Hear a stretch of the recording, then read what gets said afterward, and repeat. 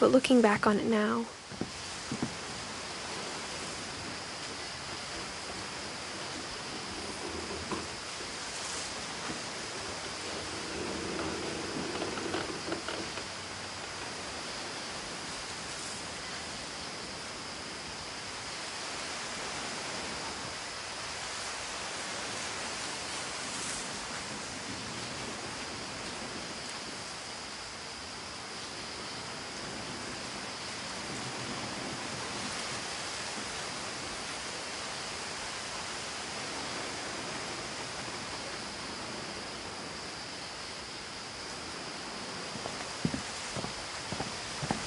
if she told me there was going to be so much climbing, I never would have come when I was 22 weeks pregnant.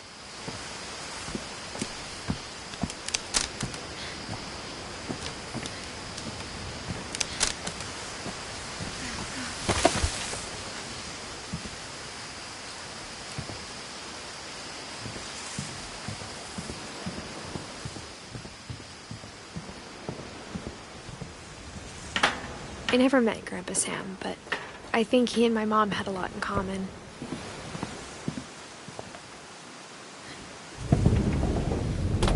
They were both pretty intense.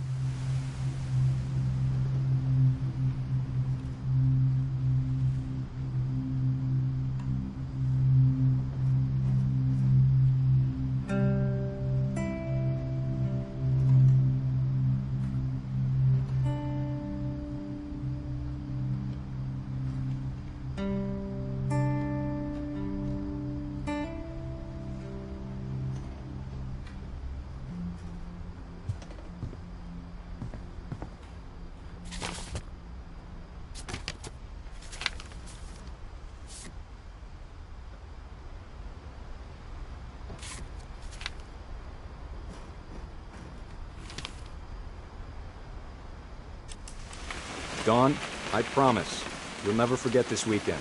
Yes, sir. These memories are gonna last a lifetime. Hmm? Perfect. Am I gonna have to shoot anything?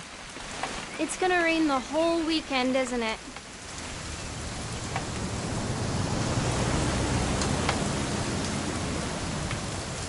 Please just take the damn picture. Hey, language.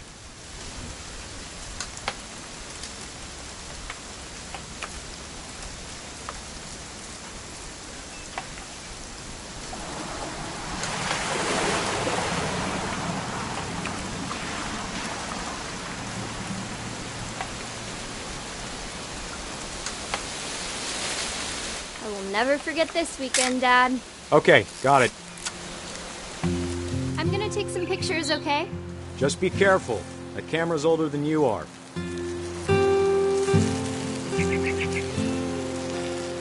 Definitely should not have drunk all that. Hey! That's a keeper.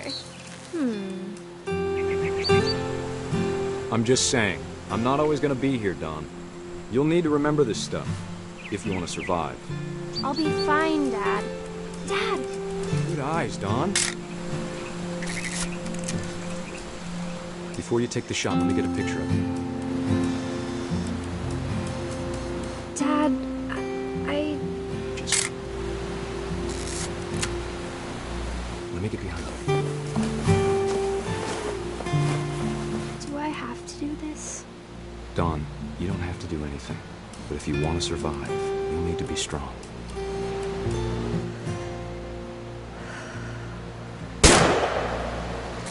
Great shot, Dawn!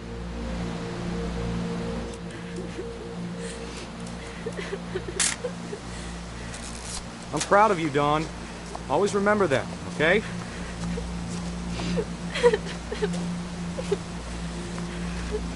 Dad, it's twitching. I think That's it's totally normal, Dawn. Just focus on the camera. Try not to think about... Dad!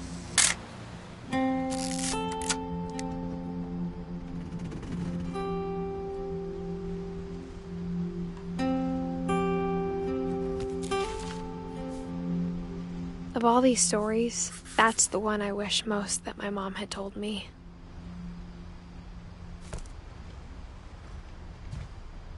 Sam spent his life shooting photos, but Mom said he got nervous being in front of the camera. I guess we're all afraid of something.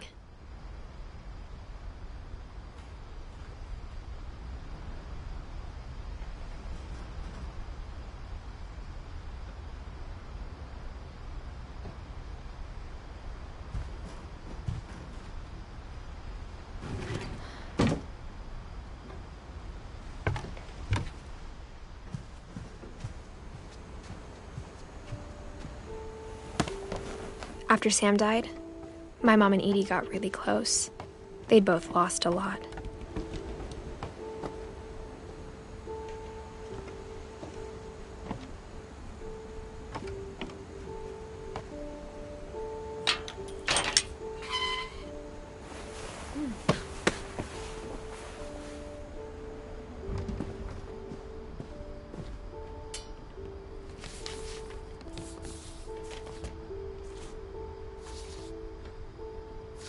Dear Kay, do you remember the way Gregory used to laugh when he thought he was alone?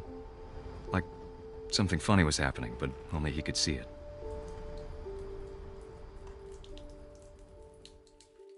I think he saw things the rest of us don't.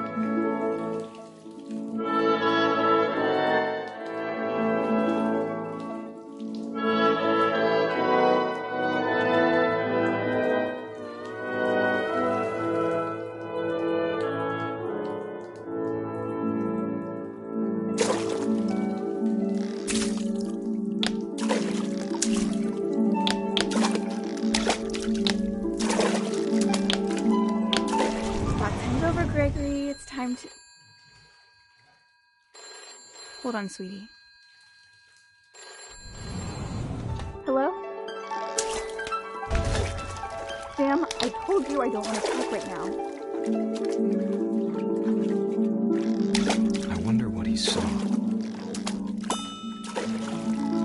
What his world was like.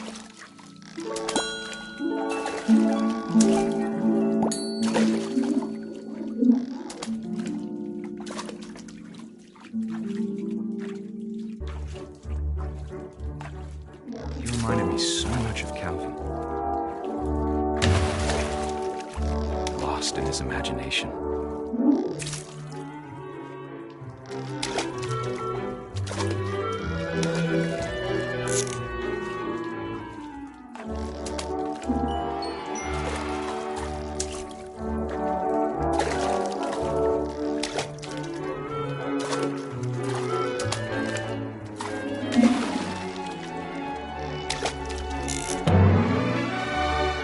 Silly it sounds.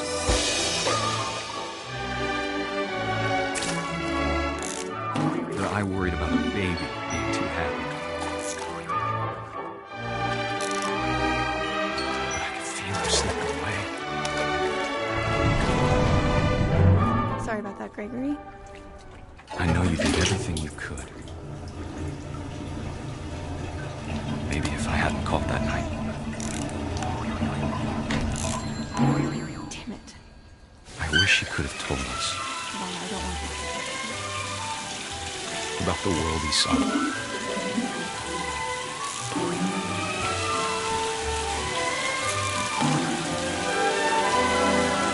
There's so much I don't understand.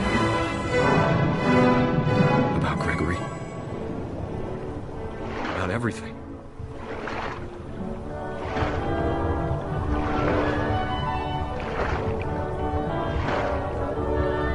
What happened wasn't your fault.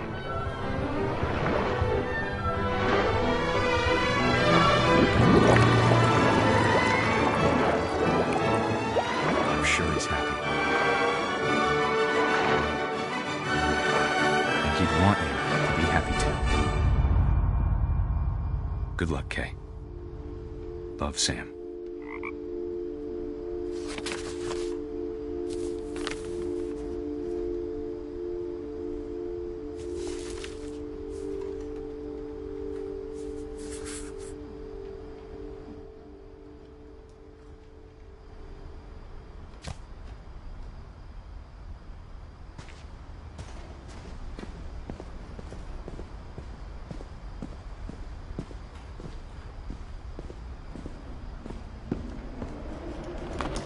My mom moved up to the loft after her brothers died.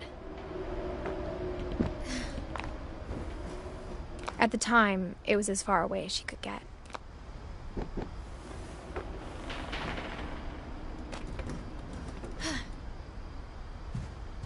I can't imagine what it was like for her to lose 2 sons after she'd already lost 2 brothers. She spent a summer building houses in Calcutta, where she met my dad, Sanjay.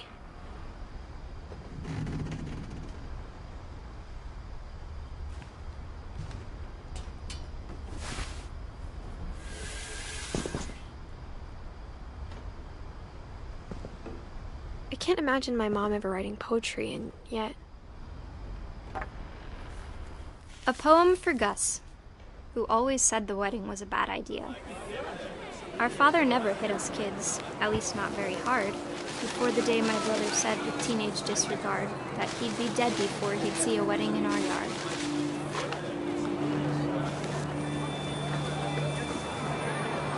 My father made him come, of course, but Gus stood far apart, just flew his kite and bottled up the storm inside his heart.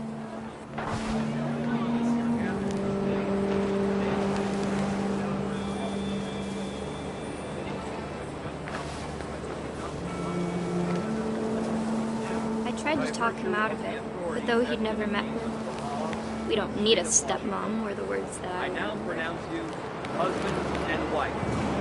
Make it cry.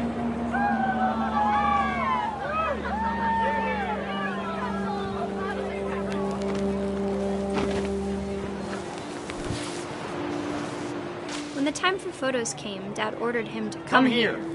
But Gus declined, and as a sign held up his middle finger.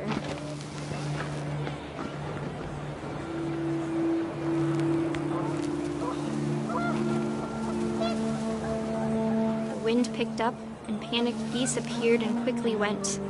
But all the humans did that day was go inside the tent.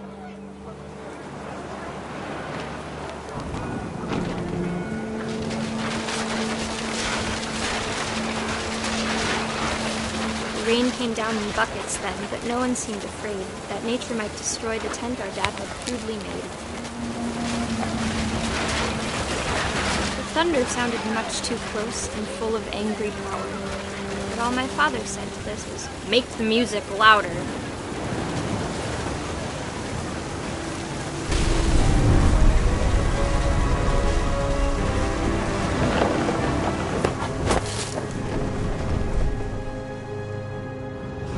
I wish that I could truly say I thought about you on that day. Out there on the beach alone, just you, the wind, the sea, and foam. But I didn't, until we found you.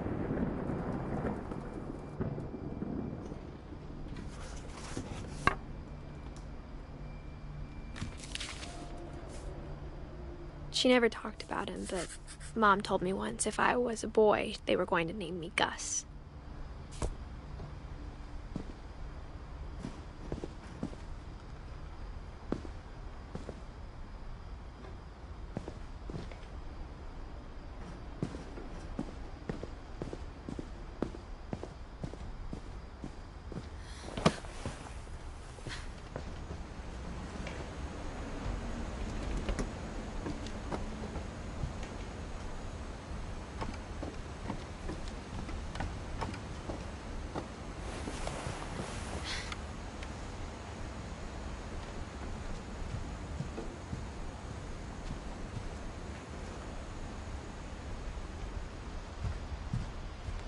Instead of hiding from death, Sam seemed to go out of his way to meet it.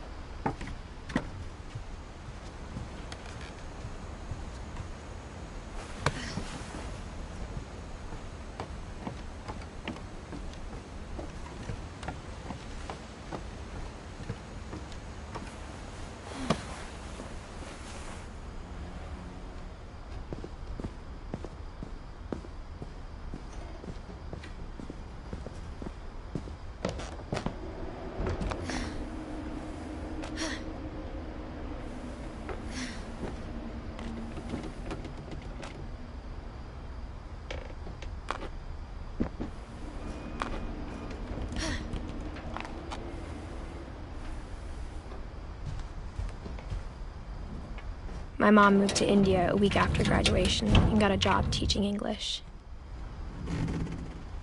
Louis was born a year later.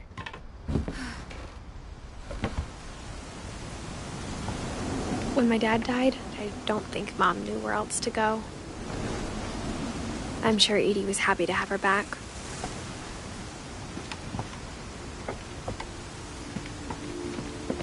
The house had to get a little bigger, but Edie was used to that. And for a while, things were good. Almost normal, but it didn't last. The beginning of the end was Milton's 10th birthday, when Edie gave him a castle.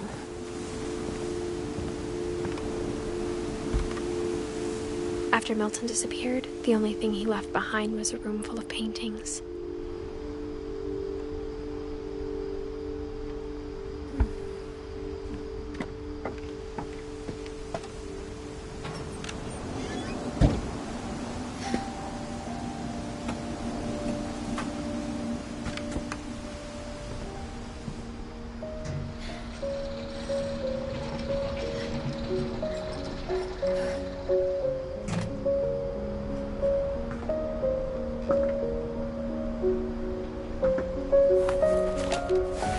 Milton Finch in The Magic Paintbrush.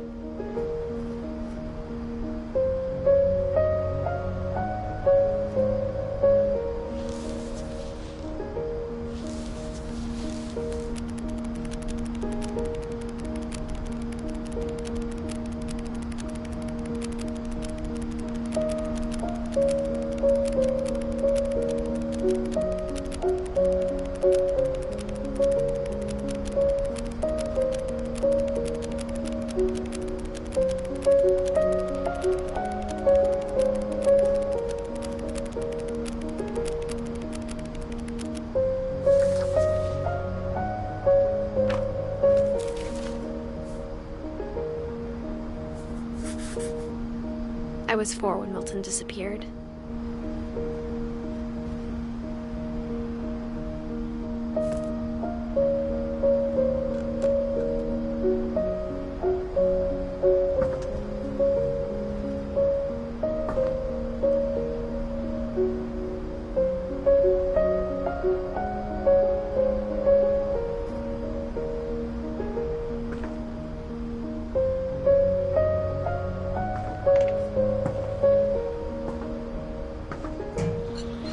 Mom spent months searching for my brother.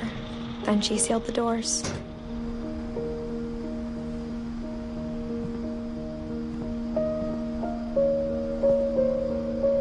Whatever Milton had found in the house, Mom didn't want it getting out.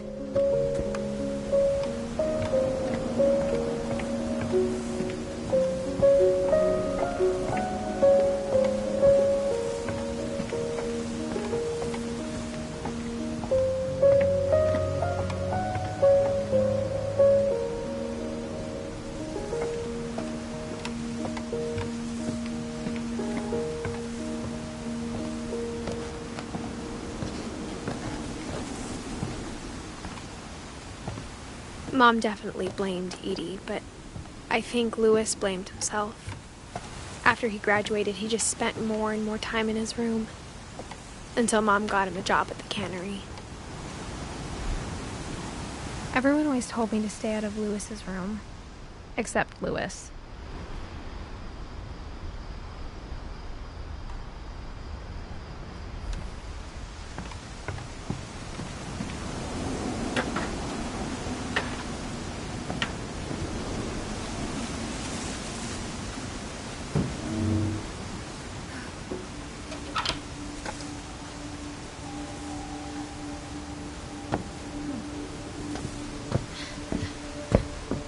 Louis's room smelled very, very familiar.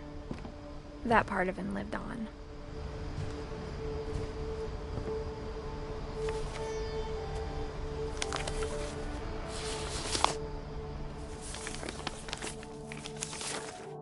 Dear Mrs. Finch, as Louis's psychiatrist, I can understand your desire for an explanation. As I see it, the trouble began in January, shortly after we convinced your son to seek treatment for substance abuse. Newly sober, I believe Lewis first noticed the monotony of his daily life.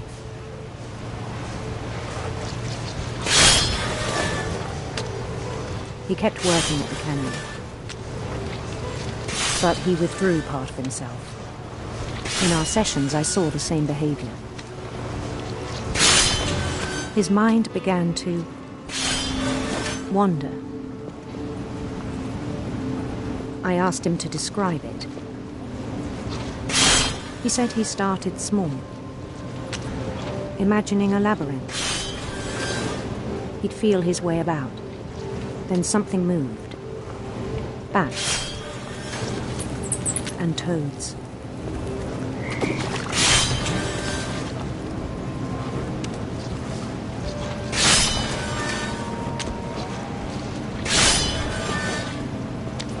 And things that have not names. He knew it was all in his head.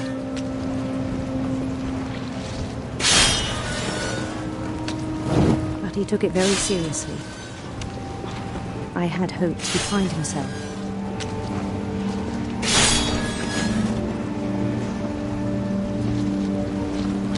But he found something more.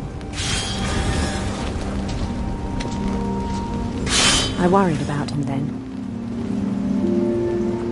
Daydreaming at the cannery, I spoke with his boss. But he said Lewis had become a model employee. Methodical, tireless, focused. Like a whole new Lewis. So I let him go on.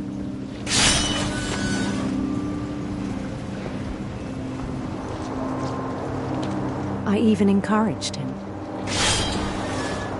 It seemed very promising at first. He told me he'd made a new friend.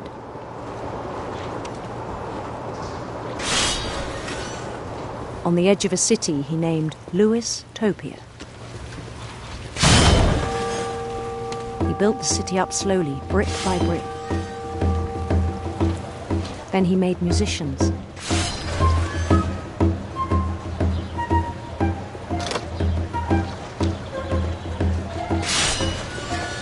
And songs for them to play. He talked about starting a band. And he was always humming something. Every day his imagination grew stronger.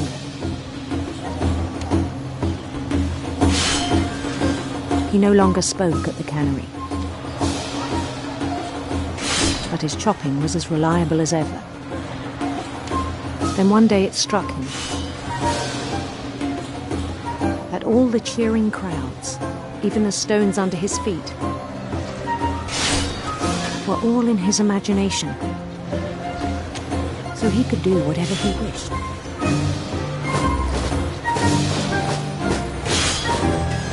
He held an election for mayor.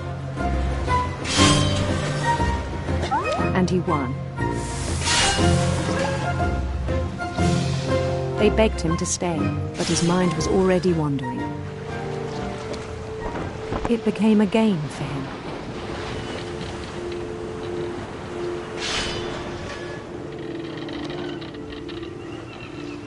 He'd conquer a city, then immediately push on.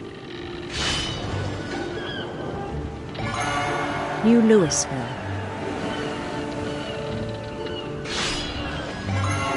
St. Louis. He started drifting away from our reality.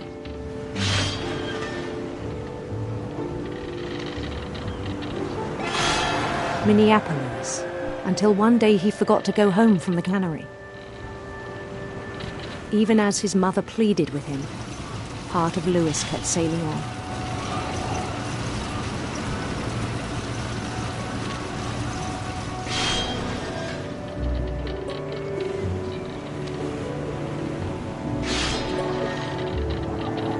In Louisburg, he heard rumors of a handsome queen.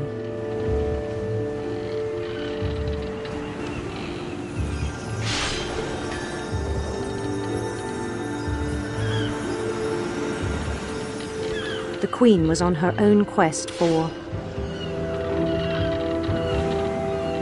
sinister serpents.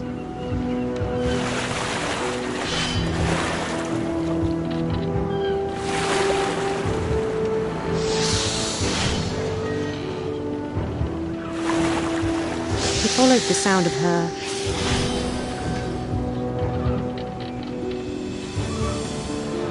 electric sitar.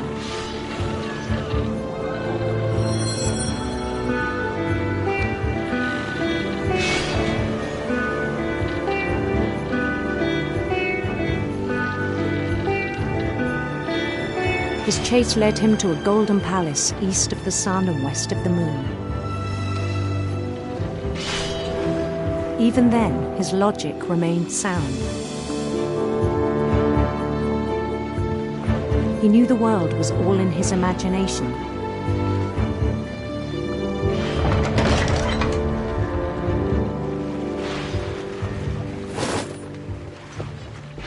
But he was so proud of having created it. In his own eyes, he'd become something greater than a king.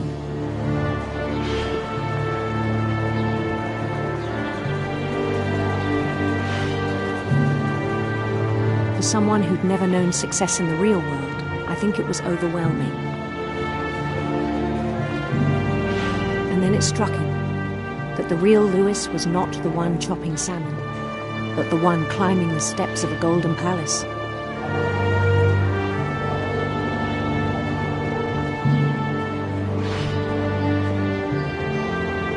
My imagination is as real as my body, he told me. It was hard to argue with him.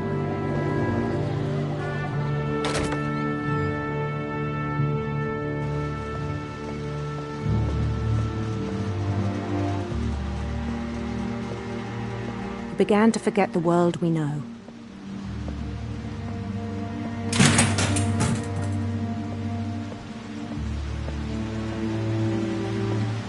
I think it pained him to remember Lewis, the cannery worker.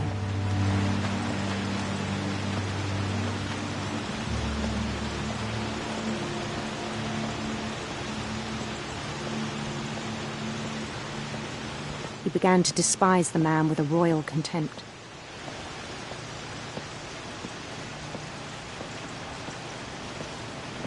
I still thought I could save him. Even after he said he was being crowned king over all the lands of wonder. The palace would be packed with his companions.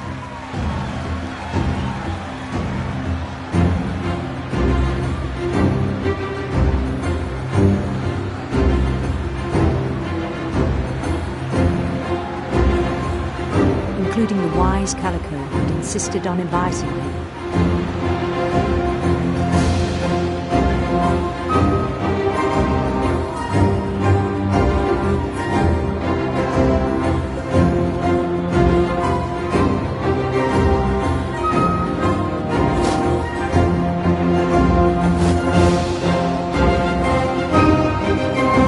Queen waited, holding his crown.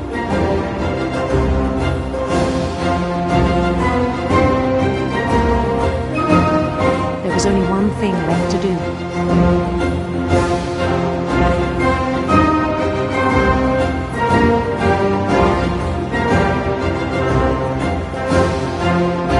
Bend down his head.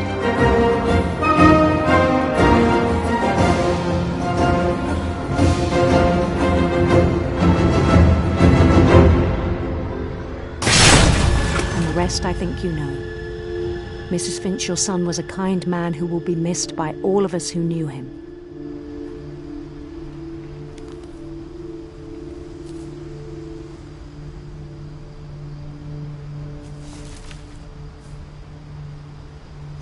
My brother was really cool. I wish you could have met him.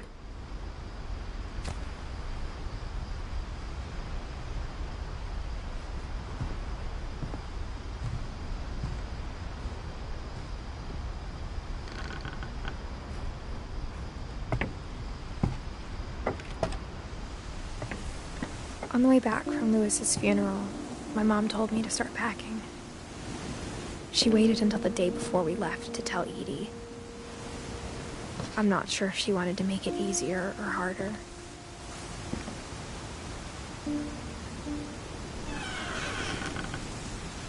I wish we'd stayed.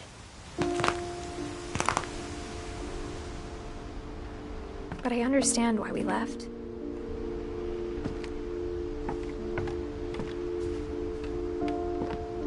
My mom ended up leaving everything behind. What happened that night had been coming for a long time. Maybe it should have come sooner.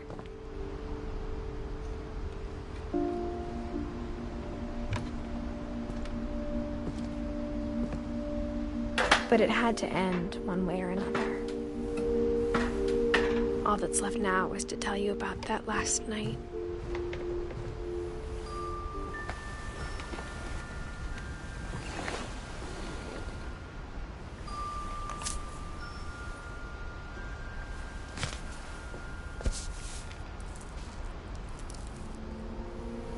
That whole last day, Edie just watched us pack and didn't say a word.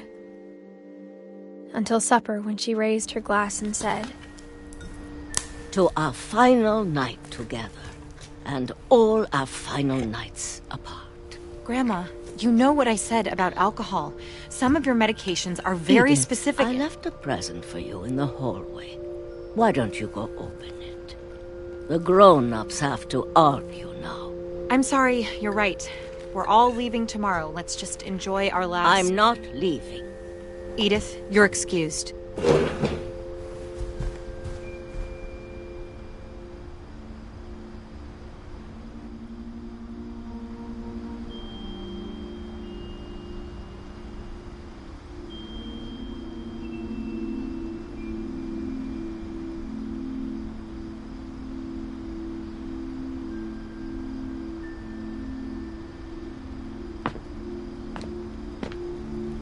The power had been shut off that morning, but Edie always had plenty of candles. When my mom sealed the library, I don't think she knew about the other entrance. Or that Edie had a key to it.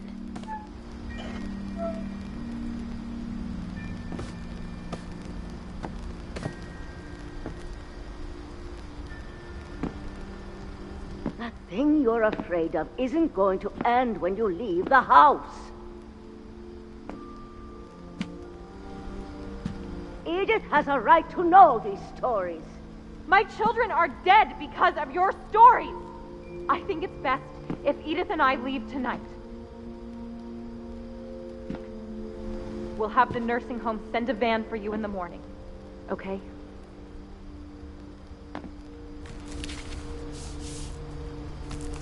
Dear Edith, there's so many stories I wish I could tell you, but there's only time for one. This is about what happened on the night you were born.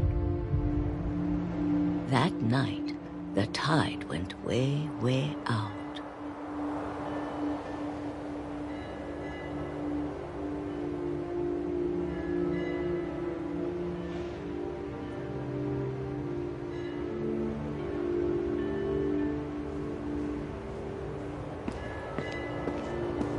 It was the first and last time I ever saw the old house aground. There'd been an earthquake out in the middle of the ocean. They called it the lowest tide in 1,000 years. God, it smelled awful. You know, I've seen that house every day of my life.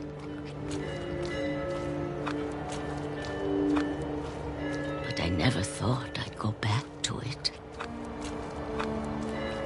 When the fog rolled in, I lost my way.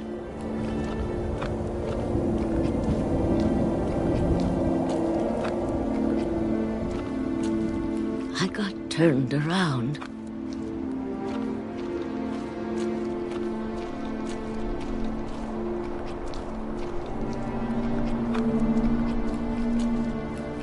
For a while, I wandered.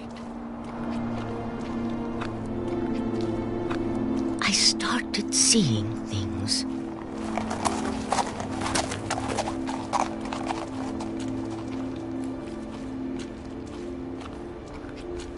Things I'd forgotten had ever existed.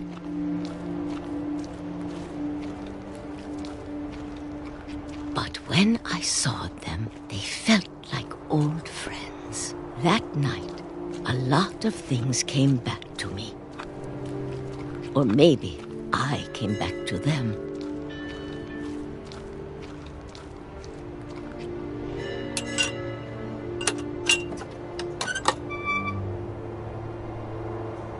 Things I can't explain, but that I need you to try and... Edith, what are you doing in here? It's mine. Edith! Mom, you're gonna rip it! Let go! I kicked and screamed, but Mom dragged me to the car. I never saw Great-Grandma Edie again. The next morning, the van came to pick her up, but she was already gone. After that, we moved around a lot.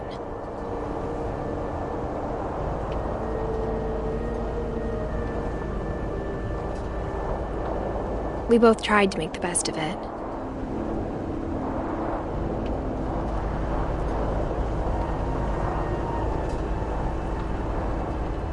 A few years went by.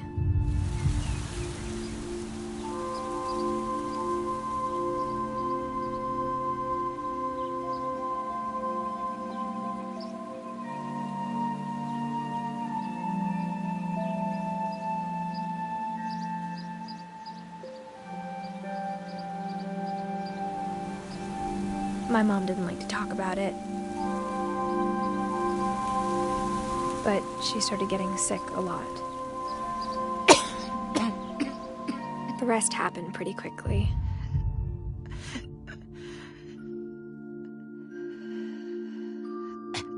She got better for a while,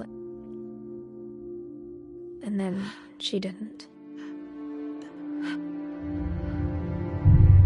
And then I was alone.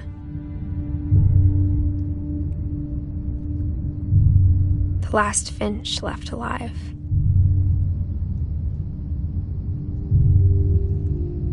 Until I found out about you.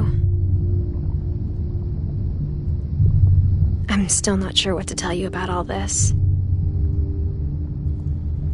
If we lived forever, maybe we'd have time to understand things. But as it is, I think the best we can do is try to open our eyes. And appreciate how strange and brief all of this is.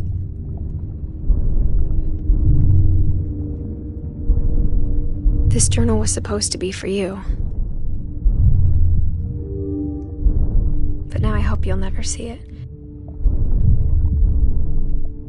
I just want to meet you and tell you all these stories myself. But I guess if you're reading this now, things didn't work out that way.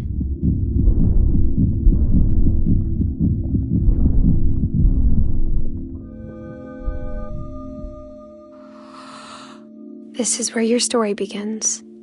I'm sorry I won't be there to see it. It's a lot to ask, but I don't want you to be sad that I'm gone.